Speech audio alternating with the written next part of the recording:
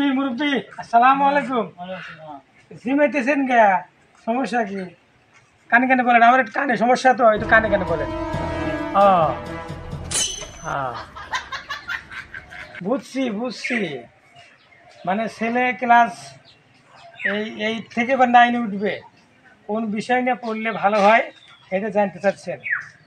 দেখেন, যদি ছেলে সায়েন্স আর্টস কমার্স এবং টেকনিক্যাল, হ্যাঁ, এর মধ্যে যদি আপনি সায়েন্স নিয়ে পড়াতে চান, ছেলে তো সায়েন্সের বিষয়গুলো ভালো জানে, তাহলে সে সায়েন্স নিয়ে পড়বে।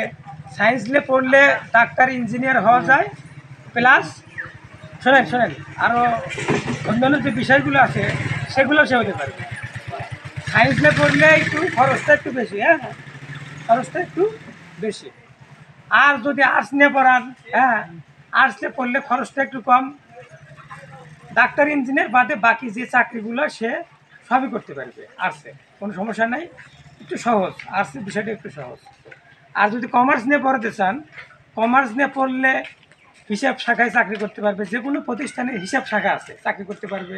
আবার বাংলাদেশের হিসাব বিভাগ একটা আছে, অডিট বিভাগ, যেখানে শুধু কমার্সের মানে স্টুডেন্টরা সেখানে চাকরি করে, সেটাও করতে পারবে।